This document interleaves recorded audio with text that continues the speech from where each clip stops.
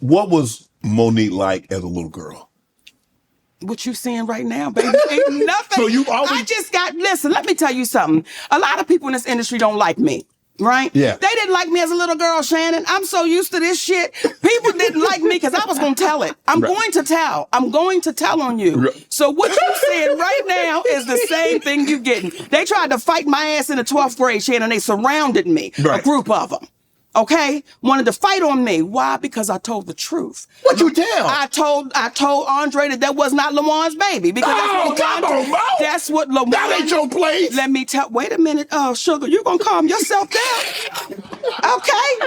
Do you see Shannon losing himself with that? You better back that up, Shannon. Let me tell you something. Okay. Okay. I'm a person for right. Right. Right. Mm-hmm. And if you tell me something and you say, Monique, I've done something to somebody, but don't say nothing. Shannon, I'm going to need you to fix that. Because if you don't fix it, I'm going to have to tell that because it's wrong. So when she tells me this is not his baby, but I'm going to tell him it's his baby, I can't let you do that.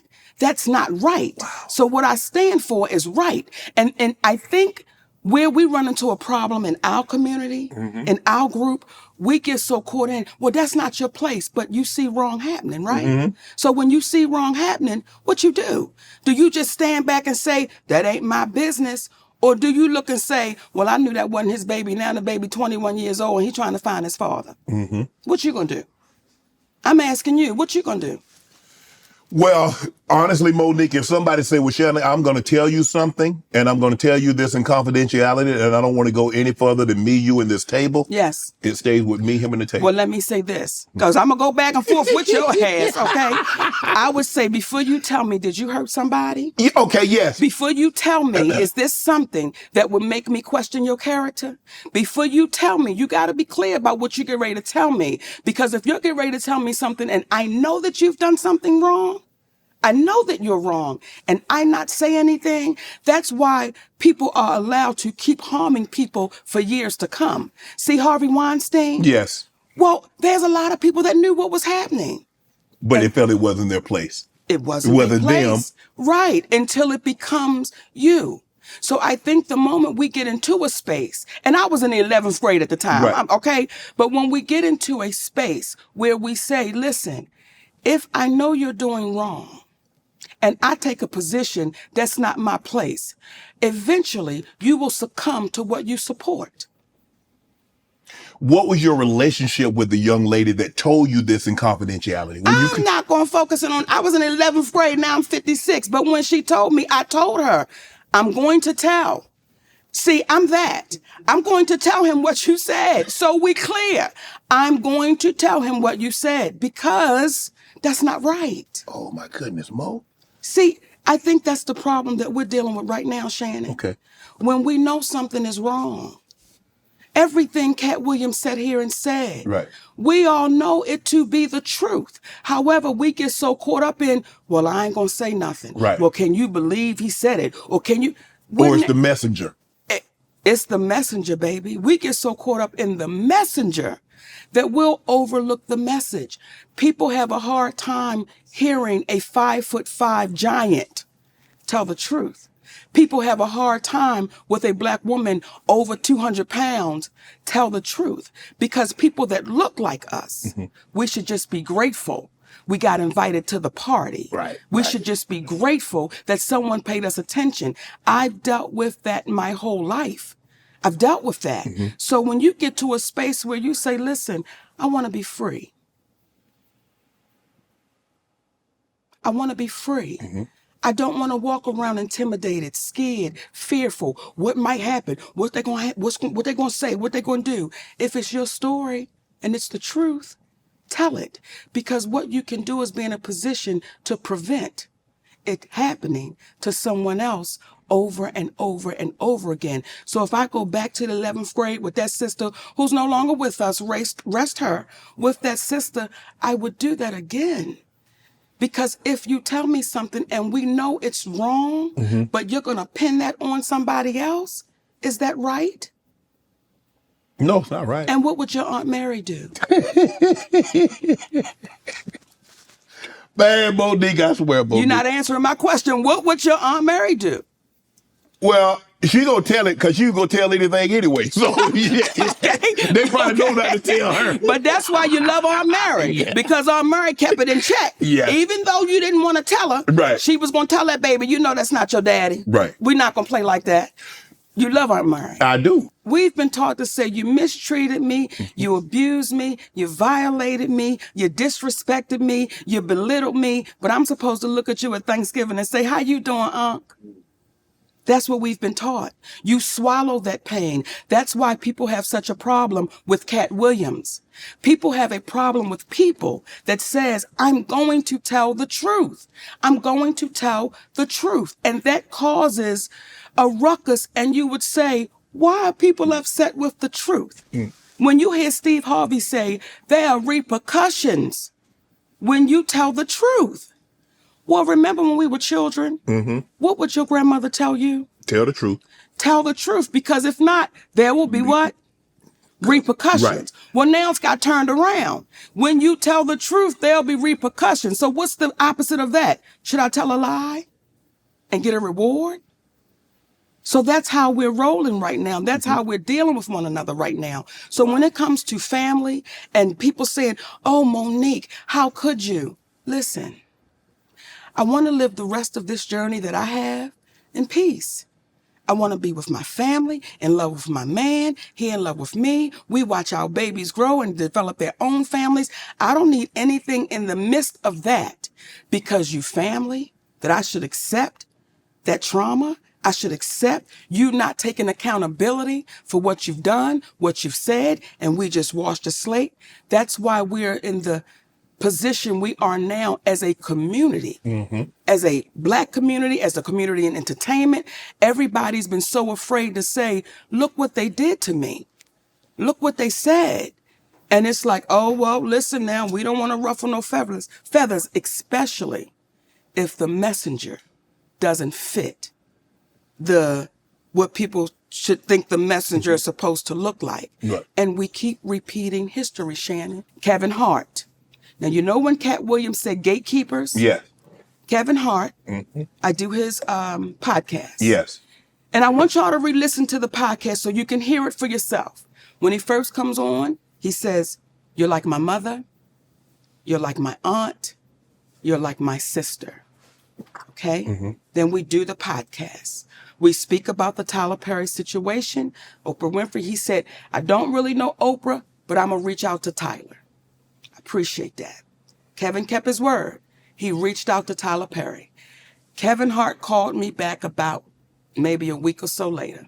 He said, Mo, I talked to Tyler. He said he don't want to revisit it. He said, but I tell you what, let's move past that, Mo. Let's just move past that and let's just do great things. So whatever That's what Kevin said. I want you to hear me, Kevin Hart. Let's move past that, Mo. Let's do some great things together. Don't even worry about it. Whatever y'all want to do, I will partner with you. I'll executive produce with you. You just let me know what you want to do. Now, let me say that before we go any further, because I want to make sure I give Kevin Hart his proper credit. When my family was up against the wall, Kevin Hart wrote us a check and said, here you go. We're forever grateful for that. When we were able to give it back, we said, brother, we appreciate you with some interest on top, because I don't ever want nobody to think me and my husband. So I want to make ssure I put that out there. That brother really helped us out when we needed to be helped out. Then when he came back with, I got you. I didn't ask Kevin Hart to do anything. He said, I'll executive produce. I'll partner with you. I said, good shit, Kevin, because we're in a deal with Endemol. And we're trying to get our talk show back. Mo, whatever it is, I got you. Now, Kevin Hart is one of the biggest entertainers right now in the world, right? And was then. We got off the phone with Kevin Hart. We called Endemol immediately and said, Kevin Hart said, whatever we want to do, he got us. He's going to partner, executive produce. They was like, oh, this is incredible, because when you put Kevin Hart's name on it, you already know what it is. Correct. 2 weeks go by. We get a call from Endemol. Endemol says, we just got a call from Kevin Hart's manager, Dave Becky. And Dave Becky said, Kevin doesn't want anything to do with Monique. So whatever she told y'all, he doesn't want to do anything with her, nothing. You know, he doesn't want any kind of relationship with Monique. So what changed between the 2 weeks and plus he gave you a check, you gave the money back, then said he would partner with you, executive produce, whatever you need, Mo. Hey, we got you. So what transpired, or what do you think transpired between then that 2 week period? Well, soon as we got off the phone and they told us what Kevin's manager, David Becky, said, I called Kevin Hart immediately. I said, hey, baby, we just got off the phone with Endemol, and they said Dave Becky called them up and said, you don't want anything to do with me. He said, Mo, that's a miscommunication. I can tell you right now. I said, wait a minute. Are you okay, though, with this white man calling them up? Getting in between our relationship after something you said. He said, Mo, that's a miscommunication, and we're going to talk Tuesday. Don't worry about it. I'm telling you right now, it's a miscommunication. That was 2 years ago. If you talk to him, I talk to him. I've never talked back to Kevin Hart again. So that's what we're faced with. When you allow somebody to come in between a relationship with a woman that you said, I'm like your mother. You said I'm like these things. I didn't ask you for that. So everything that baby was saying sitting here, everything he was saying was on the up and up, because when you hear people say, get the anger out your heart. Oh, man, no one's saying he's lying. No one ever said I was lying. It's so easy to discount and devalue because of what we look like. Right. However, when it comes to Tyler Perry, I will not allow you to discount or devalue, because that is your voice on that audio. Mm-hmm. Remember on Good Times, mm-hmm, when Penny's mother was whooping up on her, and she had recorded it? Mm-hmm. That's you on tape.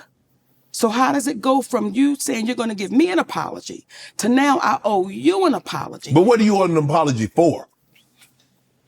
What could I possibly owe you an apology for when you've admitted?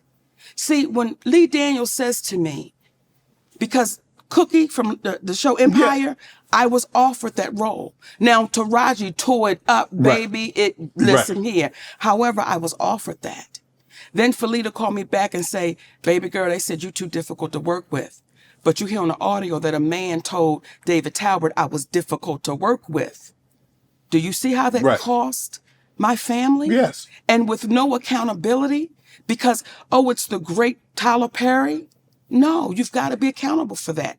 Oprah Winfrey, you've got to be accountable for the things you've done with my family. You've got to be accountable for that. Is there any relationship between you and Tyler and you and Oprah currently?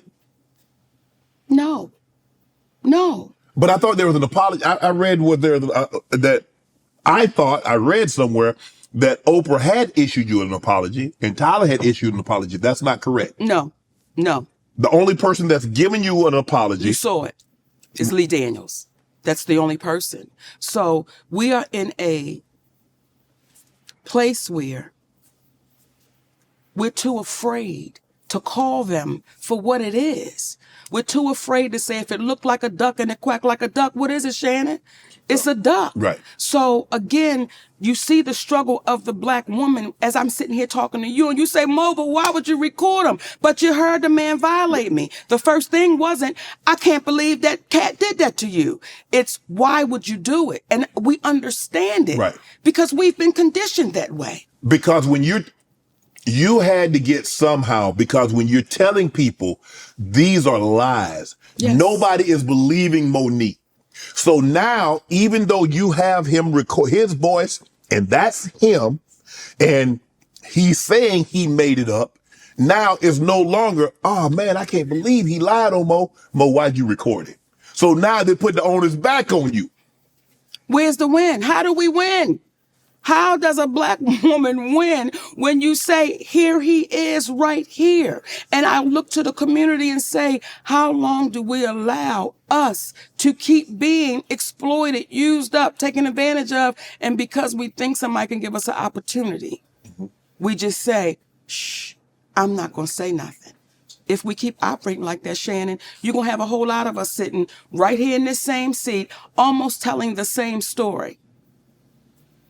Why do you think Tyler is afraid to meet with you and your husband? Why does it need to be you one-on-one when he meet with other representatives and their client? What is it about you that he feels it needs to be just you and he? Does he think your husband is some kind of negative influence on you? He thinks the husband is saying things that that Monique probably wouldn't say if I just had an opportunity to talk to her one-on-one. What do you think that is? Let me say this. Excuse me. People better be glad my husband is by my side. Because there are people in Hollywood that know wherever you act up is where I show up. People know in Hollywood, baby, Shannon, and I don't say it with a badge of honor. It's just what it is. Well, I've had to say, who you think you talking to? And we sitting there with the president of the studio or my patience level is not going to allow. I've been molested. I've been violated. So the moment I see you trying to do it, we're going to have to address it. My husband is nothing but a gentleman. And you know why people have a problem with my husband? Because he's right to it. There's no we're going to dance around the bush. He's right to it. Right. And people like Tyler Perry, people like Oprah Winfrey, they look at my husband and say, how dare you be so direct? Right. How dare you not put your eyes down when you're talking to me? How dare you do that? My husband is also my manager. Why would he want to exclude my management? It's like, Tyler, you should want my husband to be there.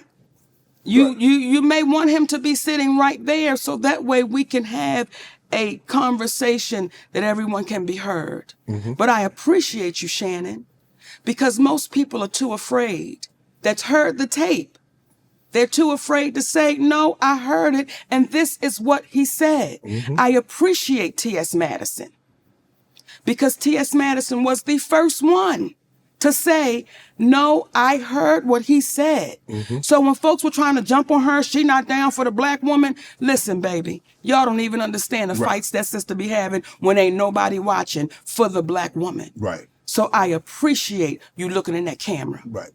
Well, I mean, look, sometimes there are some black people, some, not all, some, that my grandfather used to say, Mo, is that if you're not careful, you'll become the very thing you despise the most in a person. Now, what do we despise most about Trump supporters, ex-President Trump, is that no matter what he says, no matter what he does, they give him an out. There's some people in our community, no matter what powerful black people say or do in our community, we'll give them an out. And we can't. And we become the very thing we despise the most. What we despise most about ex-President Trump supporters is that no matter what he does or says, it's okay. Yes. We can't do that. We can't. If somebody's wrong, like you said, Mo, if somebody's wrong, we have to be man or woman enough to say they're wrong, regardless of what comes along with that. They don't know. They don't understand what them saying, I'm sorry, will mean for them. See, when I read because that's not for you. And I'm sorry, it's not for the person that you offended. It's for you. Because currently you're in hostage, your feelings, because you have to live with that. You've got to live with that. What you've done. So when you see a woman say, me turning 70, I'm so happy because I've never hurt anyone. Stop it. Stop it. Because there's a black woman that has been calling your name for over a decade that you seem to want to make go away. And I know I'm not the only one. Would you sit, if Oprah called Mo today, would you sit down and have a conversation with her? Let me tell you what I'll do if Oprah called me today, Shannon Sharpe. We will sit down and have a conversation with Oprah Winfrey. We will sit down and have a conversation with Tyler Perry. We will sit down and have a conversation with the presidents of Lionsgate. We will sit down and have a conversation with anyone that is, I'm going to say brave enough to sit down and have a conversation. But what happens is within seconds, if Tyler Perry was to sit right here, you would say, man, I heard you. What you trying to tell me about this sister? Within seconds, Oprah Winfrey would know that people would say, hold up. See, when I speak about Oprah Winfrey, and let me be clear, I love that sister because she's our sister. Mm-hmm. She just got to come back across the street. We got the light on. When I speak about Oprah Winfrey, I speak about that woman because she's spoken about me. And when you begin to speak about me privately, I'm going to speak about you publicly. You've been unfair. You've been unjust. And you watched a black woman be thrown under the bus, and you said nothing. And here's what's interesting as well. My husband was saying to me, after I won the Oscar award, right? Mm-hmm. And she had the people come, to talk to the Oscar winners. And I go on the stage and I talk to the Oscar winners. Well, when we go to a commercial, the people in the audience And I say this humbly, as my husband was telling me. He said, Mama, they wasn't screaming Oprah. They were screaming Monique. Right? Right. So much so, I had to say, y'all gonna shut that shit up now. We get ready to go back on the air. We having fun, right? He said, but I watched Oprah. He said, and I watched her almost turn in her seat like they screaming her name. Now, some people will say, oh, Monique, you're reaching. Well, let me tell you what then happens. The movie The Butler, that movie was offered to me. Lee Daniels came out and said, I did offer Monique the Butler. But as he said to me, he said, Mo, at the time I didn't have no power and I didn't have no money. So when Oprah said she wanted it, so who played the lead role in The Butler? Oprah Winfrey. Lee Daniels was getting ready to do a biopic on Richard Pryor, and he offered me the grandmother. Who then calls Lee Daniels and says, I want to be the grandmother. So as you're looking at me, it's the same way I'm looking at that sister. And I'm saying, why don't we sit down and have a conversation? Because the way things could look, it may not be that way, but just the way things look, Oprah. Just the way you would have my family on your show, Oprah. One might say, Mo, well, I mean, if they're looking for a black, Big, go ahead and say it. Shannon so careful with his words. He want to say fat black woman. If the role looking for a fat black woman, Mo, but he was like, you know. But I want to keep my podcast, Mo. Y'all ain't finna cancel me. This why we love you, Uncle Shay Shay, because we want you to say it, a fat black woman. Now, me and Oprah fit the damn description, Shay. Fat black. Don't we fit it? You do. But I'll be right back in I'll be your neighbor up there where you live at. Listen here. So, are you lying? No. Now, I'm not going to have your big ass sitting here in the Hall of Fame and you scared to say shit. Okay. And I want to excuse myself for any of the babies that might be watching this, because I wasn't going to say no spicy things. But Shay Shay get me wrong now. Come on, Shay.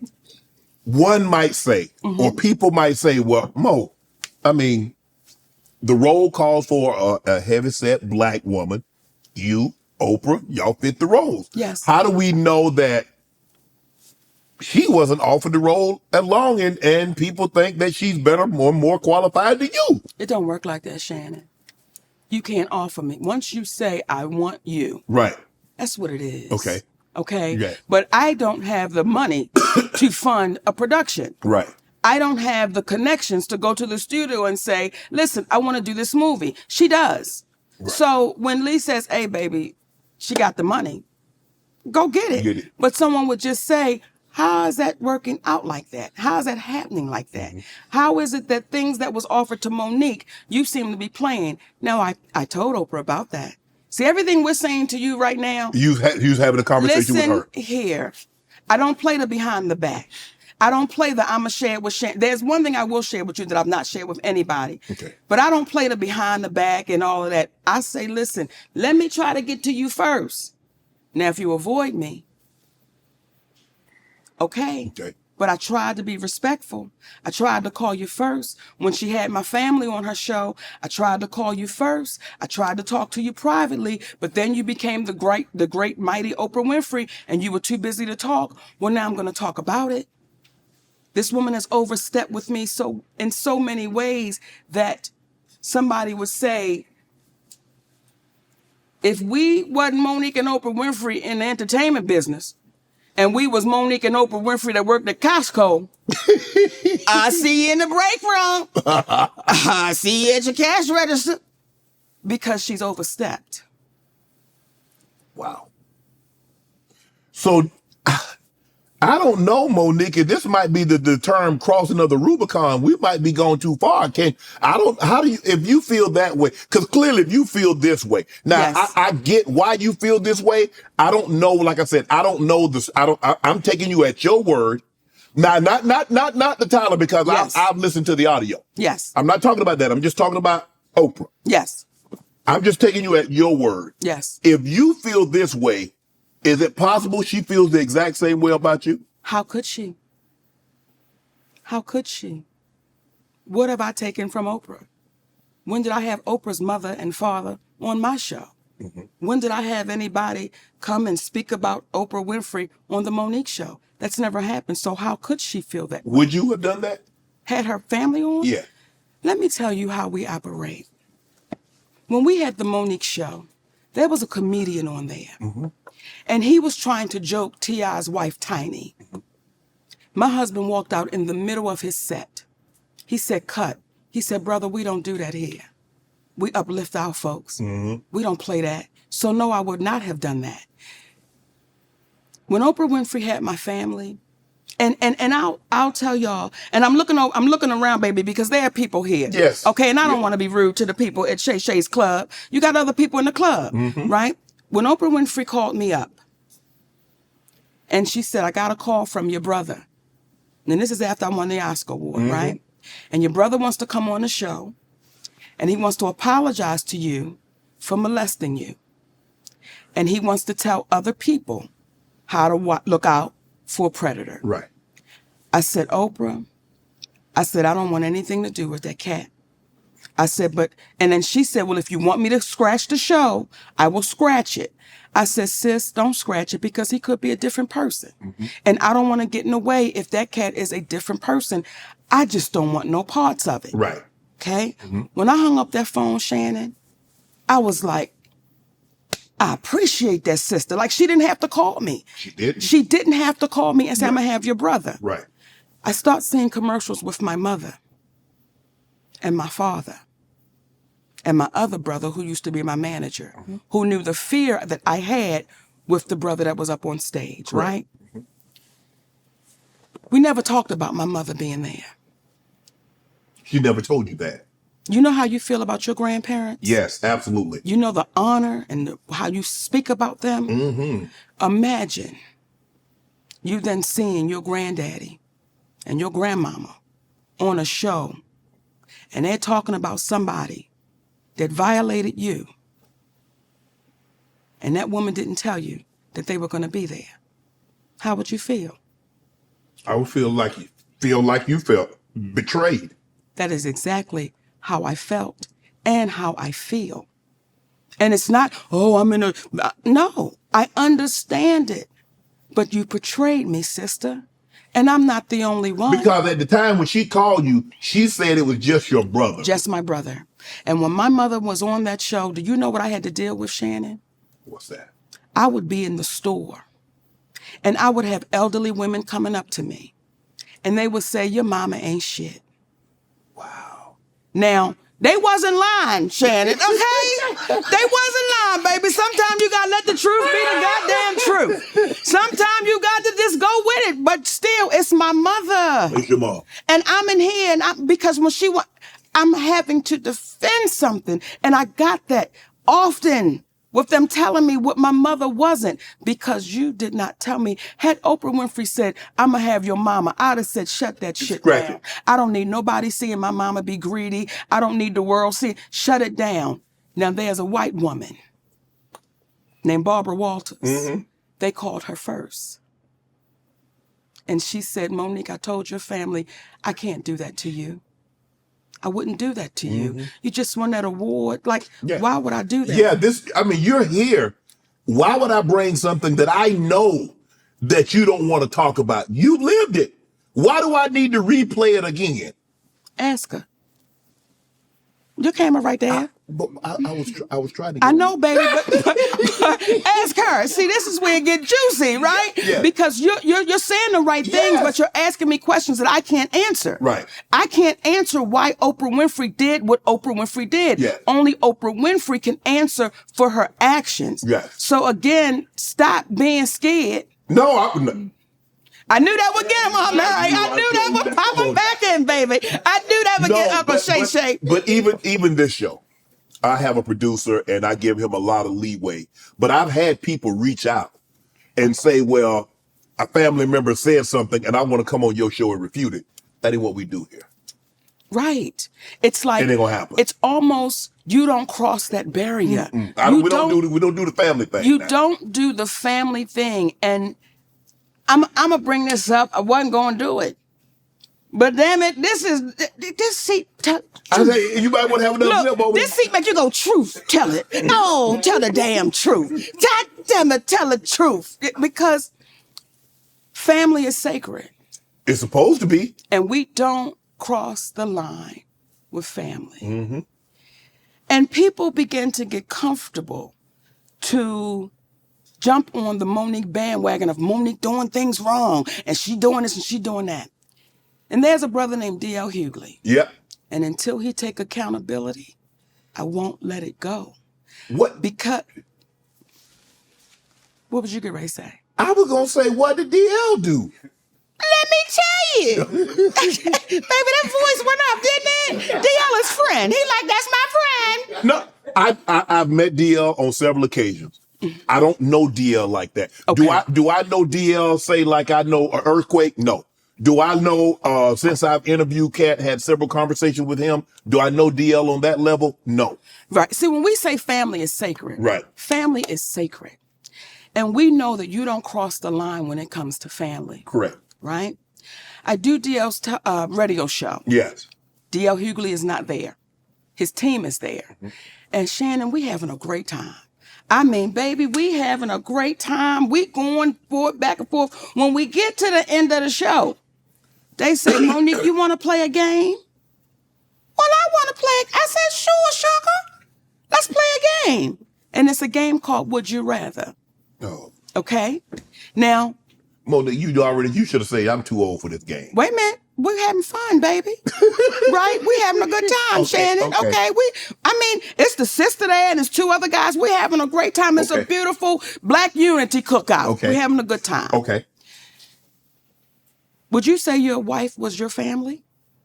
Is that considered family? Yeah. So your husband is considered family, Absolutely. Right? Okay. So here we go.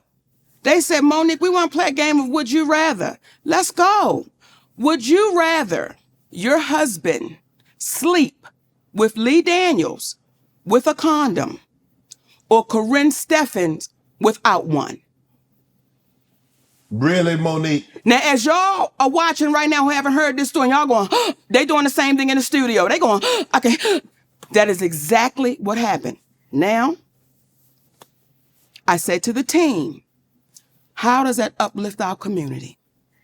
I said, sister, and her name is Jasmine, how could you ask another sister that? Well, we just planned. I said, tell me the joke in that, because I don't know what you're insinuating. Then you're involving people that have nothing to do with nothing. Like, what are y'all doing? So I said, I'm going to call my brother. DL. I'm going to call my brother. I call DL Hughley on the phone. I say, hey, baby. Yeah. Huh? That's how he responds. Yeah. Did he know it was you? Yes, because they called him to let him know Monique's going to be calling. Right. Like this, it was getting crazy. Right. I'm like, just let me get on the phone with my brother. Right? Yeah. Hey, DL. Yeah. I said, listen, I just got off the phone with your team and they wanted to play this game, Would You Rather? And it was like, stupid. Like asking me about my husband and Lee Daniels and Corinne Steffens, and his exact words, well, that's how we do it. I said, DL, how does that uplift our community? And again, I don't know what y'all trying to insinuate, but brother, what you doing? Like I said, that's just how we do it. So it is what it is. Now, it got so ugly that my attorney had to send a cease and desist. So it never aired.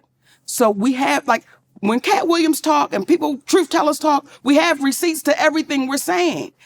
That's how that whole thing got started. Okay? It's family. My husband is my family. Yeah. Now, you babies that are really good with this internet, through the years, I've watched DL speak ill of me. Through the years. I never knew DL Hughley had a problem with me. But when Katt said they all a group, he forgot to put DL Hughley in the group. Mm-hmm. Through the years, I was bitter. I was dangerous with what I was doing, saying that it was inequality. My husband didn't know what he was doing. This went on through the years. I was unloved, all of these things. And I said to myself, I'ma see you. I'ma see you. I didn't go on nobody's show. I didn't say nothing to nobody, but I knew the time would come that I would see him. We were scheduled to do a show in Los Angeles. I was the headliner of that show. His name was on it, then his name came off. I didn't question it, but I knew I'm going to see him, right? Eventually. Okay, now we have a show in Detroit. Contractually, I was the headliner. D.L. Hughley posted a memo. Now, when you signed your deal for the Ravens, did you sign a contract or a memorandum? I signed a contract. You see how you say that? Like anybody that knows good business, you sign. The memo is saying this is what I would like, right? But the contract is saying this is what it is. Okay? Yes. He put out a memo to our community, and that touched me a little different because I was saying, why would you lie to our babies? Because now they're thinking if they send somebody a memo, that's what they're supposed to get. Okay? I was contractually signed to go as the headliner. Right. I mean, you go last. D.L. Hughley didn't come into the building until 9:30. Now, contractually, I said I have to be on stage by 9:30 because if the show starts at 8, I refuse to keep an audience waiting. Right. That is disrespectful to the audience. Correct. When I went out on that stage, Shannon, I made sure everything I said, he heard me. Because now you're here and I'm going to say it to you. And I said some things on that stage that I said he was cowardly. And some folks said, how could you say that? How could you do that? And then I posted some things to say, this is what I meant. See, you came after my husband. And when you had a chance to fix it, when you had a chance to say, Mo, my bad, you know, we don't even get down like that. Right. You told me it is what it is. And until he's brave enough and courageous enough to say, this is what really happened, y'all. Y'all have never known me to be no shit starter. Folks ain't never known me to go over and kick a sandwich out of somebody's hand that's hungry. But what people do know is, if you kick me, damn if I ain't gonna kick you back. Right. Because that's fair play. Right. So there was one left out the pack. And when you have people that continually don't take accountability, that's why you see us in the state of affairs we're in. Yeah. I'm a firm believer, Mo, that everybody don't play the same. And someone once told me, what is joke to you is death to someone else. What is joke? That's why we don't play with people's families. No. When we had the Monique show, the radio show, listen, you can't come on here and speak ill of no one because we don't play like that because we know how this business works. Right. So when you allow that to happen, what do you think is going to come back your way? What do you think? And D.L. Hughley, please, no, brother, we still love you. Just take accountability for it. And we move forward. I remember reading something about the situation in Detroit. I didn't know the depth of the magnitude of it. I remember reading something about a memo about, I guess it's an addendum that was added on, but the contract is the contract. The contract is the contract. And what happens is because of the messenger, it was easy to pile on. It was easy to pile on. And then when you have some of our black folk that go sit in front of a white man and speak ill of their people, I'm like, y'all, what are we doing? What are we doing? What are we doing? What are we coming to that we're going to sit in front of this white man? I can't even say his name. I refuse. Everybody know who he is. We sit in front of him and we just let this man say any and everything about us. And then we go right in with him. That to me is dangerous. And y'all babies that's good with this little computer, don't take my word. You can just go through the years of this cat just running his mouth. And it's like, stop doing that because what are we saying to the babies coming behind us?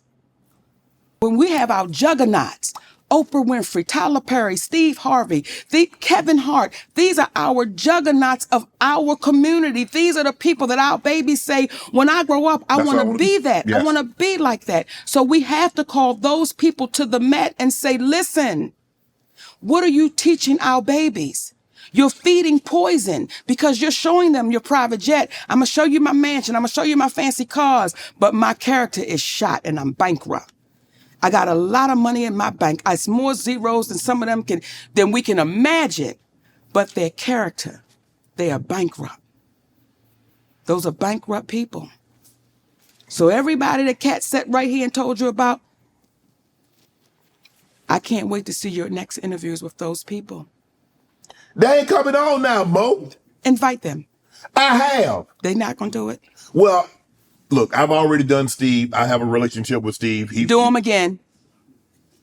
Do him again. And I'm going to say this. I'm trying to get Oprah and Tyler, though. Baby, we got him. Y'all, come on, stop playing. They ain't coming on more thanks to you. You know how. And I don't want to put you on a spot, but I'm going to say it because I appreciate you as a black man and what you're doing. Thank you. If you are my friend and someone says to me, Monique, Shannon Sharpe wronged me, and you my friend, I'm going to call my friend. You can come to me. And I'm going to say, hey, is what they saying true? And if you get to hemming and hawing, I'm going to tell you, till you fix it, you and I can't talk. Because if you'll do them that way, it'll be a matter of time before you do it to me. So if Steve Harvey is your friend, you call your friend up and you ask him, is what our sister saying right, man? Because if it is, we can't do that to her. If that's our sister. See, it took a transgender named T.S. Madison. It was a guy named Jamaica Carter. Jamaica Carter and our mutual friend. Jamaica Carter and our friends. T.S. Madison was a mutual friend. So Jamaica called me and said, would you mind doing T.S. Madison's show? I go do T.S. Madison's show. When I tell T.S. Madison, when the camera cuts, I said, listen, your friend is wrong. She said, Monique Lee Daniels is my friend. I said, then you need to call your friend and tell him to fix this shit. She said, I will. Within a couple of days, who did I get a call from? Lee Daniels. See, that's a friend. That's a true friend that's saying, I love you so much that I want to make sure that's not on your heart or your conscience. Let's fix it. Let's make it right. So when people ask Lee now, when we did the deliverance together, how was it to work with Monique? It was as if we had never parted ways because he fixed it. He owned it and he took accountability for it. I can't now keep you to the cross because you've owned it. Right. I've had to be forgiven. Right. So I appreciate that someone had grace and mercy with me. So I'm going to have that with other people when they take accountability for what they've done. Want to join Club Shay Shay? Become an official member by hitting that subscribe button, where you never know who's going to be joining us for drinks and conversation. Don't be late to the party because you know we like to do something before two something.